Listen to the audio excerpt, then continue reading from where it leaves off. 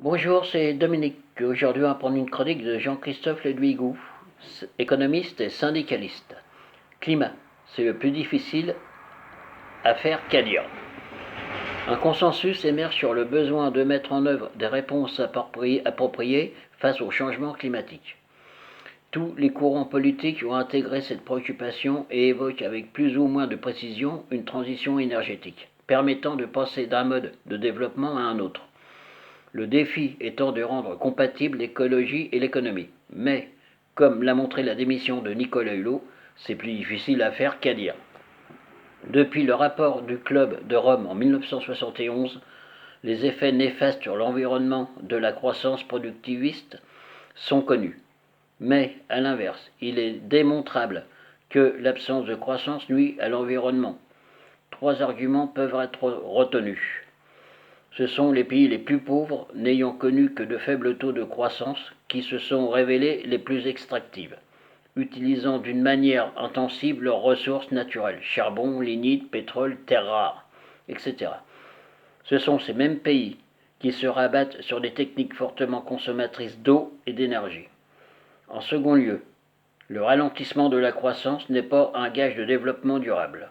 Ainsi, la faible croissance de l'Europe depuis 30 ans, accompagnée de la désindustrialisation, n'a pas ralenti la consommation énergétique.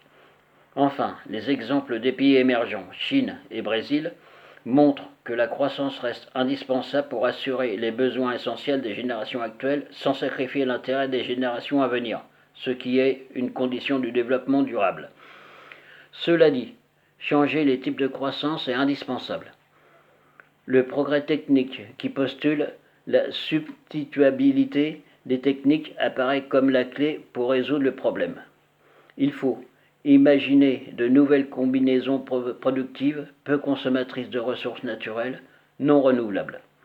Il est possible de remplacer par des ressources nouvelles, matérielles, artificielles et humaines, un capital naturel, préservant ainsi le niveau total d'équipement et de bien-être des populations à venir.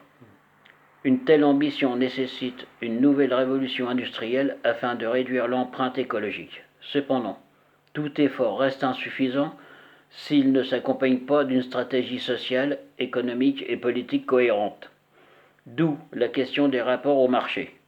Si la pollution apparaît comme le résultat des défaillances du marché, il ne faut pas tourner autour du pot. Il est indispensable de s'interroger sur le rôle des dits marchés. La puissance publique doit corriger les conséquences de leurs actions prédatrices, mais surtout y mettre fin, y compris par la maîtrise des leviers stratégiques. Il faut, dans le même mouvement, favoriser le transfert des technologies propres, ce qui suppose une remise en cause des droits de propriété sur les résultats de la recherche et sur le savoir-faire, favorisant une moindre consommation des ressources naturelles.